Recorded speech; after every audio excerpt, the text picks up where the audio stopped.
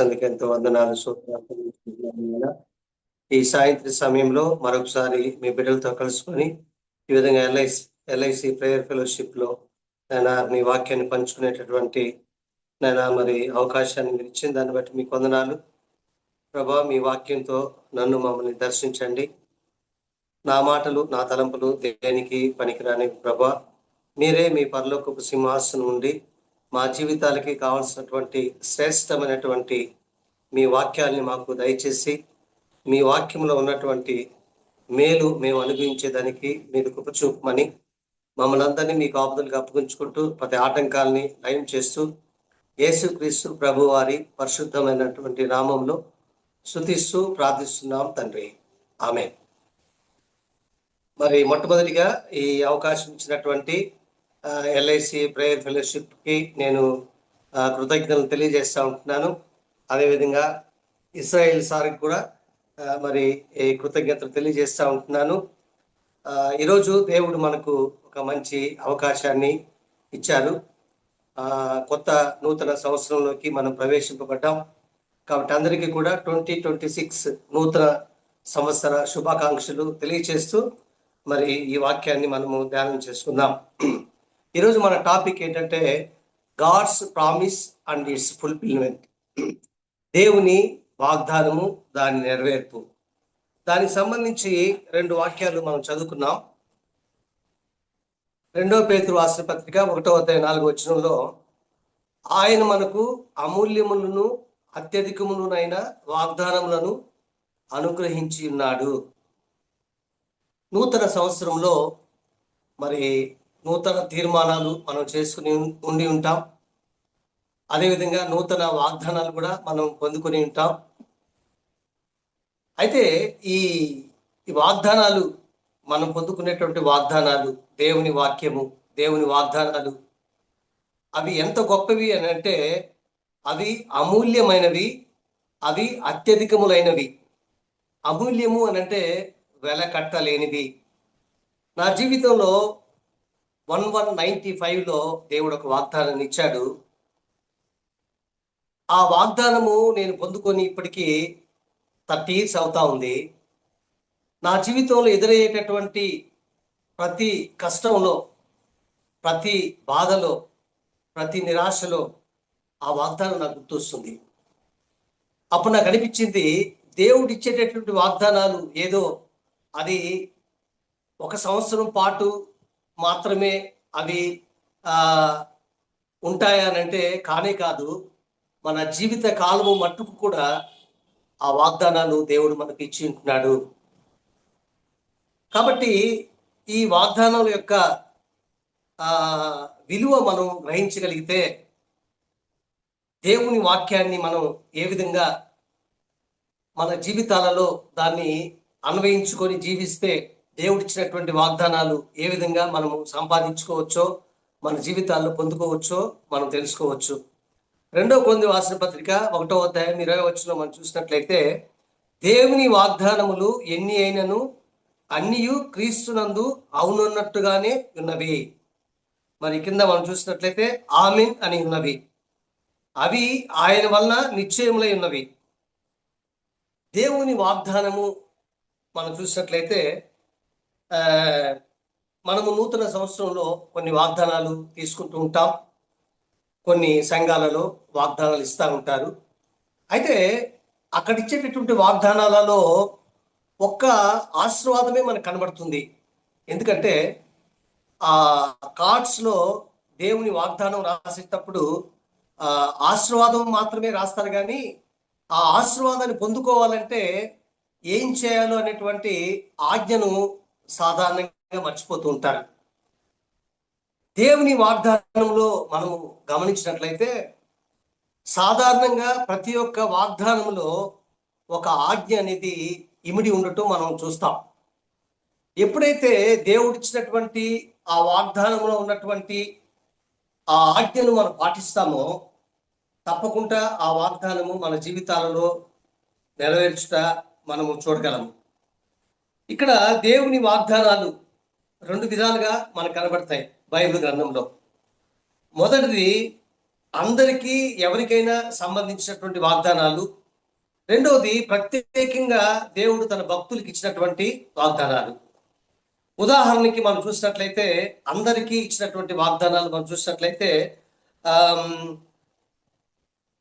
ఒక వాగ్దానం మనం చూసినట్లయితే మత్తయి సువార్తలో ఉంటుంది కదా, ప్రయాసపడి భారం మోసుకుంటున్నటువంటి సమస్త జనులారా నా ఎద్దుకు రండి, నేను మీకు విశ్రాంతిని ఇస్తానని యేసు ప్రభువు వారు చెప్పినటువంటి మాట. అంటే సమస్త జనులకు సంబంధించింది ఈ వాగ్దానం. ఏదో ఒక ప్రత్యేకమైన గుంపుకి, ప్రత్యేకమైన జనులకి కాదు, కానీ సమస్త జనులారా, ప్రయాసపడుతున్నటువంటి సమస్త జనులారా నా ఎద్దుకు రండి, నేను మీకు విశ్రాంతిని ఇస్తానని యేసు ప్రభువు వారు చెప్తా ఉన్నారు. ఇప్పుడు ఈ వాగ్దానంలో రెండు విషయాలు మనం గమనించవచ్చు. ప్రయాసపడి భారం మోసుకుంటున్నటువంటి సమస్త జనులారా నా ఎద్దుకు రండి అనేది ఆజ్ఞ అయితే, దాంట్లో ఉన్నటువంటి ఆశీర్వాదం ఏంటంటే నేను మీకు విశ్రాంతిని ఇస్తాననేది ఆశీర్వాదము, లేకపోతే వాగ్దానము. ఇప్పుడు ఈ వాగ్దానము నెరవేర్చబడాలి అని అంటే ఆ వాగ్దానంలో ఇమిడి ఉన్నటువంటి ఆజ్ఞను మనం పాటించాలి. ఆయన దగ్గరికి వస్తే ఆయన విశ్రాంతిని ఇస్తాడు అని మనకు అర్థమవుతా ఉంది. అదేవిధంగా ఇంకొక వాగ్దానాన్ని కూడా మనం చూసినట్లయితే, ఆయన రాజ్యమును నీతిని మొదట వెతుకుడి, అప్పుడు అవన్నీ మీకు అనుగ్రహింపబడును. అక్కడ పైన ఆ లిస్ట్ అంతా ఇవ్వబడి ఉంది, దేవుడు ఏమి అనుగ్రహిస్తాడనేది. అయితే ఆయన రాజ్యాన్ని నీతిని మనము మొదట వెతికితే అనేది ఆజ్ఞ అయితే, దాంట్లో ఉన్నటువంటి ఆశీర్వాదం ఏంటంటే మనకు కావాల్సినవి దేవుడు మనకి ఇస్తాడు. ఆ విషయాలు తర్వాత మనం చూద్దాం.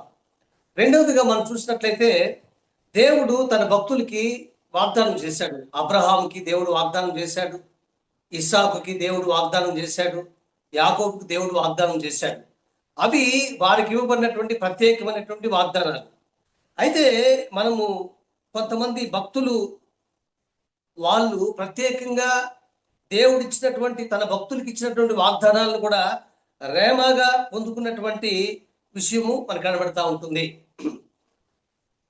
నేను నిన్ను ప్రతిష్ఠించితిని, నేను నిన్ను ఏర్పాటు చేసుకుని ఉన్నాను అని భక్తులకు ఇచ్చిన వాగ్దానాలు కూడా కొంతమంది భక్తులు ప్రార్థన చేసి రేమగా అది వారు కూడా పొందుకోవటం కూడా మనం చూస్తూ ఉంటాం. అయితే ఈ వాగ్దాన నెరవేర్పు ఏ విధంగా జరుగుతుంది అనే దానికి మనం వెళ్ళేదానికి ముందుగా వాగ్దానం చేసినటువంటి దేవుడు ఎటువంటి దేవుడు అనేవి మనం కొంతగా చూసినట్లయితే, వాగ్దానం చేసిన దేవుడు నమ్మదగిన దేవుడు. హెబ్రీయుల రాసిన పత్రిక 10వ అధ్యాయం 23వ వచనం. అంతేకాదు వాగ్దానం చేసినటువంటి దేవుడు అబద్ధం ఆడజాలైనటువంటి దేవుడు. హెబ్రీయుల రాసిన పత్రిక 6వ అధ్యాయం 17వ వచనం. వాగ్దానం చేసినటువంటి దేవుడు వాగ్దానాన్ని నెరవేర్చడానికి సమర్థుడైనటువంటి దేవుడు. రోమిల రాసిన పత్రిక 4వ అధ్యాయం 21వ వచనం. అంతేకాదు వాగ్దానం చేసినటువంటి దేవుడు ఆయన మాట తప్పనటువంటి దేవుడు. ఒకసారి ఆయన ఏదైనా చెప్పాడు అని అంటే ఖచ్చితంగా తూచా తప్పకుండా 100% అది జరిగి తీరాల్సిందే. కీర్తన 146 6వ వచనంలో ఆ మాటలు ఉంటాయి. కాబట్టి ఇక్కడ ఒక ప్రత్యేకమైనటువంటి విషయం ఏంటంటే, దేవుడు అనేకమైన వాగ్దానాలు ఇచ్చాడు. మనము సంవత్సర ఆరంభంలో పొందుకున్నటువంటి ఆ వాగ్దానమే కాదు, మనము దేవుని వాక్యాన్ని చదువుతున్నప్పుడు అనేకమైనటువంటి వాగ్దానాలు దేవుని వాక్యంలో మనకు కనబడతాయి. ప్రత్యేకంగా అవసరతను బట్టి మనము మోకాళ్ళ మీద పడి కన్నీటితో దేవుని దగ్గర ప్రార్థించి మనకున్నటువంటి అవసరతను బట్టి కూడా మనం వాగ్దానాలను పొందుకునేటువంటి అవకాశం కూడా మనకుంది. అయితే ఇప్పుడు ఒక ప్రశ్న ఏంటంటే, దేవుడు వాగ్దానం చేశాడు, ఆ వాగ్దానాన్ని ఏ విధంగా మన జీవితాలలో దాన్ని పొందుకోవాలి అనేది మనము నేర్చుకున్నట్లయితే అది మనకెంతో మన ఆత్మీయ జీవితాలకి మేలు కలుగుతుంది. ఇక్కడ మనము ఒక 4 విషయాలు చూసాం కదా. వాగ్దానం చేసిన దేవుడు నమ్మదగిన వాడు, ఆయన అబద్ధం ఆడజాలని దేవుడు, వాగ్దానం చేసేదానికి ఆయన సమర్థులైనటువంటి దేవుడు, ఆయన మాట తప్పనటువంటి దేవుడు, ఆయనకి సమస్తము సాధ్యమైనటువంటి దేవుడు. మనము అనేకమైనటువంటి క్లిష్టమైనటువంటి కష్టమైనటువంటి పరిస్థితుల్లో మనం వెళ్తా ఉన్నప్పుడు మనల్ని ఆదరించేది దేవుని వాక్యమే కదా. మనకు నెమ్మది కలిగజేసేది దేవుని వాక్యమే కదా. ఎంతో మంది తమ జీవితాలని అంతం చేసుకోవాలి అనేటువంటి పరిస్థితుల్లో ఉన్నప్పుడు దేవుని వాక్యాన్ని విన్నప్పుడు వాళ్ళ జీవితం పూర్తిగా రూపాంతరం చెంది ఆ ఆత్మహత్య ప్రయత్నాన్ని విరమించుకొని వారు దేవుని బిడ్డలుగా వారు జీవించడం ఎంతో మంది మన కళ్ళ ముందు కూడా మనం చూస్తూ ఉంటున్నాం. కాబట్టి దేవుని వాక్యము అనేది మన జీవితానికి ఎంతో ప్రాముఖ్యమైనది. దేవుని వాక్యము మన కన్నీటిని తుడిచేది. దేవుని వాగ్దానము మన జీవితాలలో నెమ్మదిని, శాంతిని, సమాధానాన్ని ఇచ్చేది. ఈ వాక్యాన్ని నమ్మనటువంటి అనేక మంది ఎంతో డబ్బున్నా, ఎంతో స్థితిగతులున్నా, ఎంతో మంది సెలబ్రిటీస్ కొంతమంది ఆత్మహత్యలు చేసుకుని చనిపోవటం మనం చూస్తూ ఉన్నాం. దానికి కారణం ఏంటంటే వాళ్ళ జీవితాలలో నిజమైనటువంటి శాంతి సమాధానము పొందలేకపోవటము. నిజమైన శాంతి సమాధానము పొందేటటువంటి ఆధిక్యత తన తన వాక్యంలో దేవుడు మనకిచ్చాడు.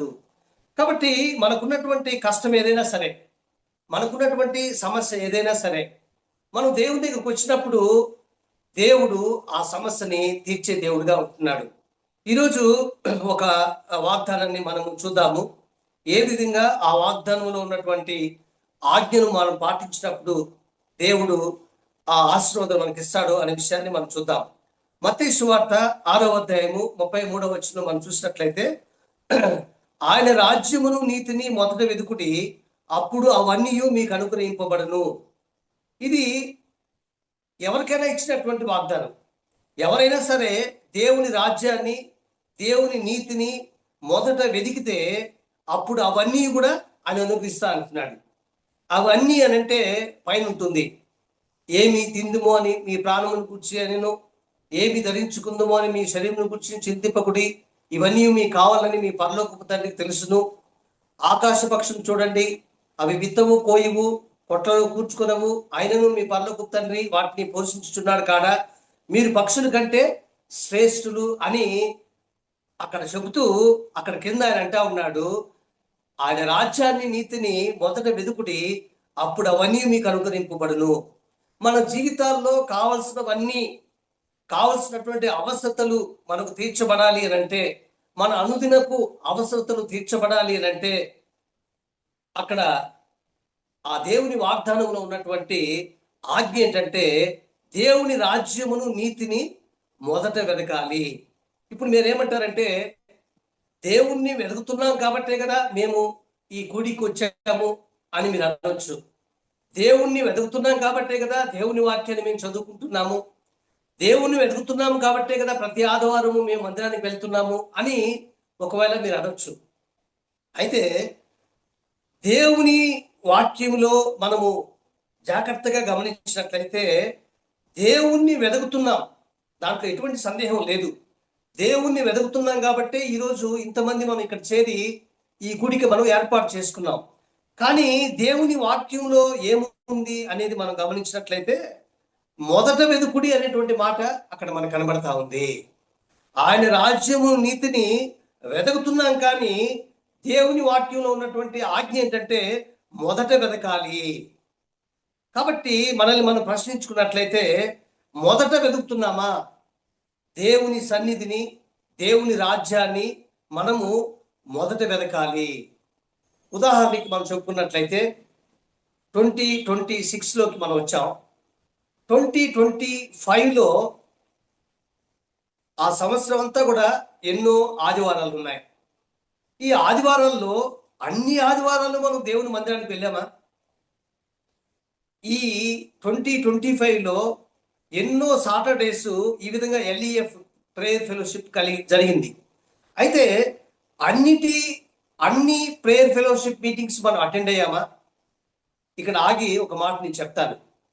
ఒకవేళ ఏదో మీకు కారణం ఉండి, ఏదో అత్యవసర పని నుండి రాలేని పరిస్థితుల్లో మందిరానికి వెళ్ళకపోతే దాన్ని మనం ప్రక్కన పెట్టేద్దాం. ఏమీ పని లేకుండా, ఎటువంటి మీకు అత్యవసర పని లేకుండా ఏం వెళ్తాంలే అని మీరు అనుకున్నట్లయితే అది దేవునికి మొదటి స్థానం ఇచ్చినట్లు కాదు కదా.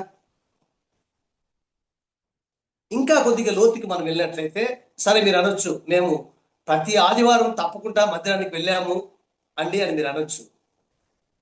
అయితే దేవుడు మన నుంచి కోరేది ఏంటంటే వెతకాలి కానీ మొదట వెతకాలి. అందుకే మత్తయి సువార్తలో ఉంటుంది, ఆయనను పూర్ణ ఉదయముతోను, పూర్ణ ఆత్మతోను, పూర్ణ బలముతోను, పూర్ణ వివేకంతోను మనము ఆయన్ని ప్రేమించాలి.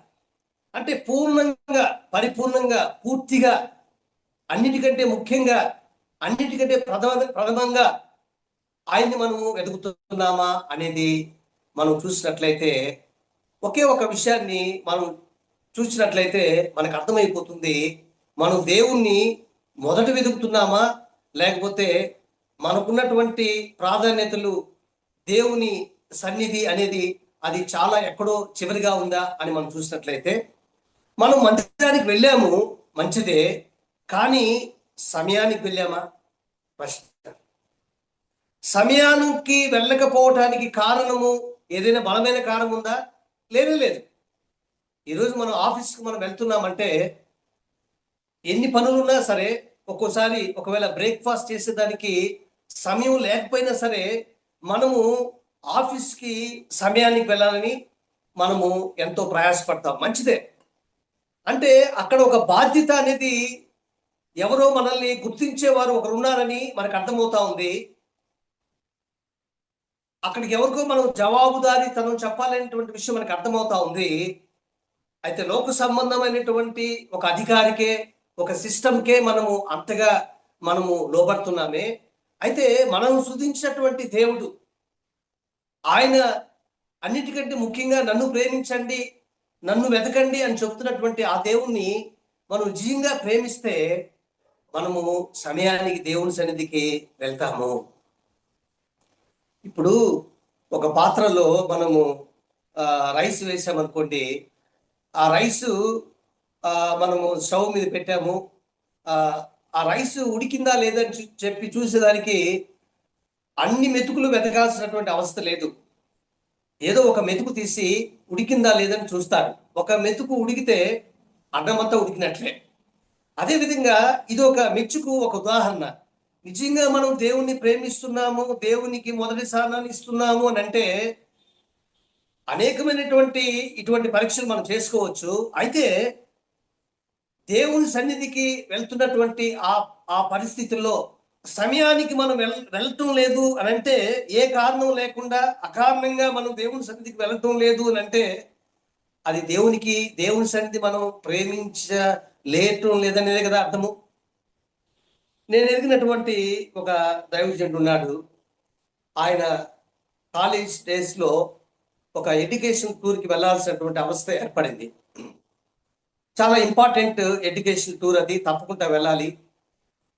అయితే అది ఆదివారము వెళ్ళాల్సినటువంటి పరిస్థితి ఏర్పడింది. ఆయన ఇప్పుడు సతమతమవుతా ఉన్నాడు. ఎప్పుడు కూడా దేవుని మందిరానికి వెళ్ళకుండా ఎక్కడికి వెళ్ళలేదు ఆయన. ఎట్లా ఇది కంపల్సరీగా వెళ్ళాలి టూర్కి, అయితే దేవుని మందిరానికి వెళ్ళకుండా నేను ఏ విధంగా వెళ్ళాలి అని మనసులో ఎంతో బాధగా ఉంది. పాస్టర్ గారి దగ్గరికి వెళ్ళాడట. ఆయన ఎక్కడికైతే మందిరానికి వెళ్తాడో అక్కడికి వెళ్ళి, పాస్టర్ గారు ఈ విధంగా నేను మా కాలేజ్ టూర్ మీద తప్పకుండా వెళ్ళాలి, ఈరోజు ఆదివారం, ఎప్పుడు కూడా నేను మందిరానికి మిస్ కాలేదు, మీరు 5 గంటలకి నా కోసం ఒక ఆరాధన మీరు ఏర్పాటు చేయగలిగితే ఉదయాన్నే నేను వస్తానని చెప్పాడట.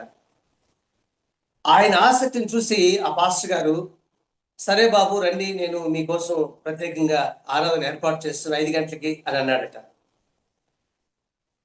ఈ సహోదరికి రాత్రంతా కూడా సరిగ్గా నిద్ర పట్టలేదు. 4 గంటలకే లేచేశాడు. 4:30కంతా ఆ పాస్టర్ గారి ఇంటికి వెళ్ళి ఆ గేట్ దగ్గర నిలబడి ఉన్నాడట. సరిగ్గా 5 గంటలకి ఆ తలుపు తట్టితే, ఒక్కసారి తట్టితేనే పాస్టర్ గారు తలుపు తీశారట. ఆయనకి చాలా ఆశ్చర్యం అనిపించింది. పాస్టర్ గారు మర్చిపోయారేమో, ఒకవేళ నిద్రపోతుంటారేమో అనుకున్నాడు. కానీ ఒక్కసారిగా తలుపు తీస్తే ఆశ్చర్యంగా అడిగారంట పాస్టర్ గారిని, పాస్టర్ గారు నేను 4:30 నుంచి ఇక్కడ ఉన్నాను, మీరు ఒక్కసారి తలుపు తట్టితే తీశారు, ఏ విధంగా సాధ్యమైంది అని అంటే, బాబు నీ కోసం నేను 4:30 నుంచే ఇక్కడ ఉన్నానని ఆయన చెప్పాడట. అంటే అక్కడ మనం గమనించాల్సింది దేవుని పట్ల ఉన్నటువంటి ఆసక్తి. ఆ విధంగా వాళ్ళు ఆరాధన అక్కడ జరిగించుకోవటం, తర్వాత ఆయన వెళ్ళటం జరిగింది. నేను ఎందుకు ఈ ఉదాహరణ చెప్తా ఉన్నాను అని అంటే, మనము దేవునికి మనము సమయం ఇస్తా ఉన్నాం, ఇవ్వటం లేదని నేను అంటలేదు. కానీ ఆయన కోరిన రీతిలో మనం ఇవ్వగలుగుతున్నామా? అక్కడే మనం పొరపడతా ఉన్నాము. దేవుని వాగ్దానంలో ఉన్నటువంటి ఆజ్ఞ ఏంటి? ఆయన రాజ్యాన్ని నీతిని మీరు వెదకండి అని అనలేదు అక్కడ. ఆయన రాజ్యాన్ని నీతిని మీరు మొదట వెదకండి, అప్పుడు అవన్నీ మీకు అనుగ్రహింపబడతాయి. చాలాసార్లు మనము కన్నీటితో ప్రార్థన చేస్తాం, ఉపవాసం ఉండి ప్రార్థన చేస్తాం, మంచిదే. కానీ దానికంటే ప్రాముఖ్యమైనది దేవుని వాక్యంలో ఉన్నటువంటి ఆజ్ఞను మనం పాటించగలిగితే ఎంత శ్రేష్టం అది. అదేవిధంగా మనం చూసినట్లయితే సారెపెతు విధవరాలు విషయానికి మనం వచ్చినట్లయితే, అక్కడ జరిగినటువంటి సందర్భం కూడా మనం చూసినట్లయితే నేను క్లుప్తంగా దాన్ని చెప్పే ప్రయత్నం చేస్తాను. ఏలియాని దేవుడు సారెపెతు విధవరాల దగ్గరికి పంపించాడు. ఏలియా ఎవరు? దేవుని యొక్క ప్రవక్త. అంతకుముందు ఎంతో గొప్ప అద్భుతాన్ని చూసినటువంటి ఏలియా, ఆయన అరణ్యంలో పోషించబడతా ఉన్నప్పుడు, ఆ కెరీతు వాగు దగ్గర నీళ్ళు అయిపోయినప్పుడు దేవుడు ఏమంటున్నాడంటే, నీవు సారెపెతులో ఉన్నటువంటి విధవరాల దగ్గరికి వెళ్ళు అని చెప్పినప్పుడు ఏలియా వెళ్ళాడు. ఇప్పుడు సారెపెతు విధవరాల యొక్క పరిస్థితి ఏ విధంగా ఉంది? ఆమెకు ఒక కుమారుడు ఉన్నాడు. ఆ సారెపెతు ఊరిలో కరువు ఉంది. వాళ్ళ దగ్గర ఉన్నది కొద్దిగా పిండే, కొద్దిగా నూనె. ఒక రొట్టె వస్తుందో 2 రొట్టెలు వస్తాయో తెలియదు. అయితే అక్కడికి వెళ్ళి ఏలియా ఏమంటా ఉన్నాడంటే, అమ్మా నాకు మొదట రొట్టె చేసి నాకు తీసుకొచ్చి ఇవ్వు అని అంటా ఉన్నాడు. ఆ మాటలు మనం చూద్దాం. 2వ రాజుల గ్రంథం 17వ అధ్యాయము, 1వ రాజుల గ్రంథం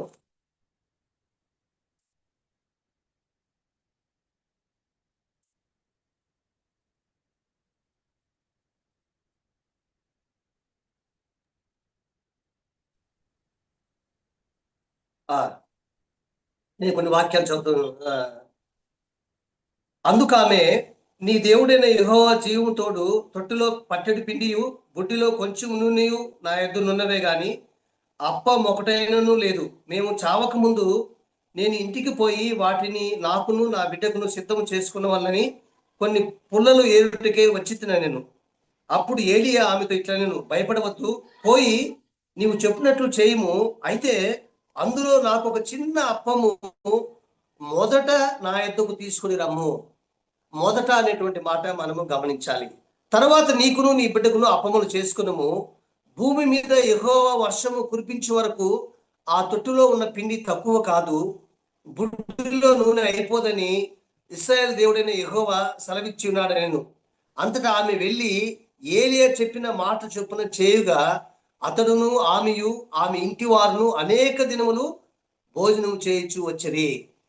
చూడండి, మనకు తెలిసినటువంటి ఒక ప్రాముఖ్యమైనటువంటి, మనకెంతో ప్రియులైనటువంటి వారు, మనకెంతో సహాయం చేసినటువంటి వారు, ఒకవేళ వారిని మనం వేరే ప్రదేశానికి మనం పంపిస్తా ఉన్నప్పుడు వారికి ఆతిథ్యం ఇచ్చేదానికి ఎటువంటి వారిని మనం సెలెక్ట్ చేసుకుంటామంటే, ఆ ఊర్లో ఉన్నటువంటి ఒక మంచి స్థితిలో ఉన్నటువంటి వారిని, వారికి చక్కగా ఆతిథ్యము చేయగలిగినటువంటి వారిని మనము ఎన్నిక చేసుకొని అన్ని వసతులు కలిగినటువంటి వారి దగ్గరికి మనం పంపిస్తాం. అయితే దేవుని కార్యము చాలా భిన్నంగా ఉంది.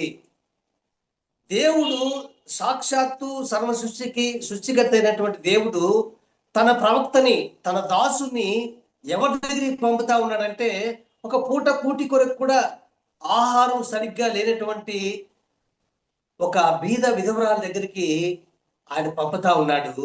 కొద్దిగా పిండి ఉంది, కొద్దిగా నూనె ఉంది, ఒక రొట్టె వస్తుందో 2 రొట్టెలు వస్తాయో తెలియదు. అది తినిన తర్వాత ఇంకా వాళ్ళ దగ్గర ఏమీ లేదు. అటువంటి వారి దగ్గరికి దేవుడు తన దాసుని పంపించాడంటే ఏ ఐశ్వర్యాన్ని ఆమెను చూశాడంటే, దేవుడు చూసేది బాహ్య సంబంధమైనటువంటి స్థితులు గతులు కాదు, కానీ తన దేవునికి మొదటి స్థానాన్ని ఇచ్చేటటువంటి ఆ గొప్ప సుగుణాన్ని ఆ సారుపతు విధవరాల్లో ఆయన చూశాడు కాబట్టి అది ఆయనకి ప్రశస్తమైంది. లేమిలో మొదట దేవునికి ఇచ్చేటటువంటి ఆ సుగుణమును చూసారా, అది దేవునికి ఎంతో ప్రశస్తమైంది. ఆమెను ఆయన ఎందుకు చేసుకున్నాడంటే దేవుని దృష్టిలో ఆమె ఎంత ధన్యరాలు. చాలా మంది అంటూ ఉంటారు, నాకు ఉంటే నేను దేవునికి ఎంతో ఇచ్చేవాడినండి. ఉండటంలో ఇచ్చటం గొప్ప కాదు, కానీ లేమిలో ఇవ్వటము గొప్ప విషయం అని మనం తెలుసుకోవాలి. మనం చూసినట్లయితే 2 కాసులు వేసినటువంటి విధవరాలు మార్క్స్ వార్తలో ఆమె గురించి చెప్పబడింది. 2 కాసులు వేసినటువంటి విధవరాలు, ఆమె ఉన్నదంతా అదే. ఇప్పుడు 10 లక్షలు ఉన్నవారు ఒక 10,000 వేస్తే ఇంకా చాలా ఉన్నాయి, 9,90,000 ఉంది వాళ్ళకి. కానీ 2 కాసులు ఉన్న వాళ్ళు వేసేస్తే ఇంకేం లేదు ఆమెకి. అది దేవుని దృష్టిలో గొప్పదైంది. అబ్రహాము విషయంకి వస్తే, అబ్రహాముని దేవుడు ఏమంటా ఉన్నాడు, నీవు ప్రేమించే ఇస్సాకుని, నీకు ఒకగానొకడైన కుమారుని నాకు దహనబలిగా అర్పించు అని అంటే ఉదయాన్నే లేచి వెళ్ళిపోతా ఉన్నాడు అబ్రహాము. కొంతకాలం నా కుమారుని చూసుకుందామే, అల్లారుముద్దుగా పెంచుకున్నామే, యవన దశలోకి వచ్చాడే, కొంతకాలం చక్కగా ఆ బిడ్డతో మనం ఉండి ఒక 10 రోజులు ఉండి తర్వాత తీసుకువెళ్తామని అని అనుకోలేదు. కానీ ఆయన తెల్లవారునే బయలుదేరి వెళ్ళిపోతా ఉన్నాడు. అక్కడ మనం చూస్తాం, అక్కడ దేవుడు ఏమంటా ఉన్నాడంటే, నీకు ఒక్కగానొక్కడైన కుమారుడు నీవు ప్రేమించి ఇస్సాకు. ఇప్పుడు అబ్రహాం ఏమంటా ఉన్నాడు, అవును ప్రభువా, నాకు ఒక్కగానొక్క కుమారుడు నేను ప్రేమించి ఇస్సాకే, కానీ నీకంటే ఎక్కువగా కాదు. ఈరోజు మనము విగ్రహారాధన చేయకపోవచ్చు, కానీ దేవుని కంటే దేన్నైతే మనం ఎక్కువగా ప్రేమిస్తున్నామో అదంతా విగ్రహాలే కదా. ఈరోజు ఈ వాక్యపు వెలుగులో మన జీవితాలను మనం పరిశీలించుకున్నట్లయితే, ఒక కుటుంబ ప్రార్థన కానివ్వండి, దేవునికి ఇచ్చే సమయం కానివ్వండి, అనేక విషయాల్లో మన మన దేవునికి సంబంధించిన విషయాలలో మనం దేవుణ్ణి మొదట వెతుకుతున్నామా, లేకపోతే ప్రియారిటీ ఎక్కడో ఉందా అనేది మనం పరిశీలించుకున్నట్లయితే, అది మనకు మన జీవితాన్ని సరిచేసుకొని మొదటి దేవుని వెతికినట్లయితే అనేకమైనటువంటి ఆశీర్వాదాలని మనం పొందుకోగలము. చివరిగా ఒక చిన్న ఉదాహరణని, జరిగినటువంటి సంఘటన నేను చెప్పి ముగిస్తాను. జేమ్స్ గార్ఫీల్డ్ అని 20th US ప్రెసిడెంట్ ఆయన. James Garfield 20th US president. ఆయన 1831లో జన్మించాడు. 1881లో చనిపోయాడు. అయితే ఆయన ఫస్ట్ యుఎస్ ప్రెసిడెంట్ అంటే 20th ప్రెసిడెంట్గా ఆయన ఎన్నికైన తర్వాత సాటర్డే ఒక కమిటీ మీటింగ్ వాళ్ళు ఏర్పాటు చేశారు. కమిటీ మీటింగ్ ఏర్పాటు చేసి సాటర్డే ఏమన్నారంటే, రేపు ఆదివారము 10 గంటలకి నేషనల్ క్రైసిస్ గురించి మనము డిస్కస్ చేయబోతున్నాము. కాబట్టి ఇది ఫస్ట్ మీటింగ్ కాబట్టి మీరు తప్పకుండా రావాలని చెప్పేసి ఆ మీటింగ్ని ఏర్పాటు చేసినటువంటి ఆయన ప్రెసిడెంట్కి చెప్పాడు. అప్పుడు ఆ ప్రెసిడెంట్ ఏమన్నాడంటే, రేపు నేను రాలేను, నాకు చాలా ప్రాముఖ్యమైనటువంటి పని ఉంది అని చెప్పాడు.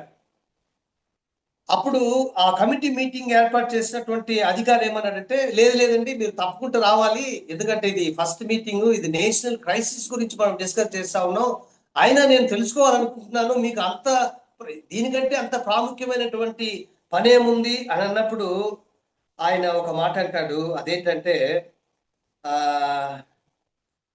My engagement is with the lord to meet him at his house at 10:30 tomorrow morning and I shall be there అని అంటాడు. నేను రేపు 10:30కి నా ప్రభువుని నేను మందిరంలో కలుసుకోవాలి, అది నా చాలా ఇంపార్టెంట్ అయినటువంటి విషయం అది, కాబట్టి నేను రాలేనని ఆయన కరాఖండిగా చెప్పేస్తాడు. తర్వాత జరిగినటువంటి విషయం ఏంటంటే, ఒక అద్భుతం ఏంటంటే, ఆ నేషనల్ క్రైసిస్ అనేది అది దానికంతటికి అది మట్టుమాయం అవటం వాళ్ళు గమనిస్తారు. ఇది ఆస్వాదం కాదా? ఒక యుఎస్ ప్రెసిడెంట్ గా ఎన్నికైనటువంటి మొట్టమొదటి ఆ ఆ కమిటీ మీటింగ్ కి ఆయన రాలేనని ఎంత ఖచ్చితంగా చెప్పేశాడంటే అర్థం ఏంటంటే, దానికంటే ప్రాముఖ్యమైంది తన ప్రభు సన్నిధి, తన ప్రభు. దాని యొక్క ఫలితం అనేది తర్వాత ఆయన అనుభవించగలిగాడు. ప్రియమైన సహోదరా, ప్రియమైన సహోదరి, నేను కానీ మనం కానీ ఒక ప్రాముఖ్యమైనటువంటి విషయం ఏంటంటే, అనేకమైనటువంటి దేవుని వాగ్దానాలు ఉన్నాయి. ఇంకొక వాగ్దానం మనం చూసినట్లయితే, దేవుని ప్రేమించు వారికి అనగా ఆయన సంకల్పం చొప్పున పిలువబడిన వారికి మేలు కలుగుటకే సమస్యమును సమకూడి జరుగుతున్నవని ఎరుగుదుము. ఈ వాగ్దానంలో ఉన్నటువంటి ఆజ్ఞ ఏంటి? ఈ వాగ్దానంలో ఉన్నటువంటి ఆశీర్వాదం ఏంటి? మన జీవితాల్లో అన్ని సమకూడి జరగాలి అని మనం ఆశిస్తాం. సమకూడి జరిగిస్తాడు దేవుడు. ఎవరికి? ఎవరైతే దేవుని ప్రేమిస్తారో వారికి. కాబట్టి ఈ విధంగా మనం చూసినట్లయితే అనేకమైనటువంటి వాగ్దానాలు దేవుని గ్రంథంలో అందరికీ ఇవ్వబడినటువంటి వాగ్దానాలు ఉన్నాయి. అయితే మనం జాగ్రత్తగా పరిశీలించి దేవుని వాగ్దానంలో ఉన్నటువంటి ఆ ఆజ్ఞని మనం చక్కగా పరిశీలించి వివేచించి దాన్ని చక్కగా మనం ఆ విధంగా మనం జీవించగలిగినట్లయితే దేవుడు ఆయన తన వాగ్దానాన్ని మన పట్ల నెరవేర్చే వాడుగా ఉంటాడు. ఆ విధంగా మన పట్ల దేవుడు చేయలాగిన దేవుడు మనల్ని నడిపించును గాక. ఈ సమయాన్ని మరి మేడం గారికి అప్పగిస్తా ఉంటున్నాను.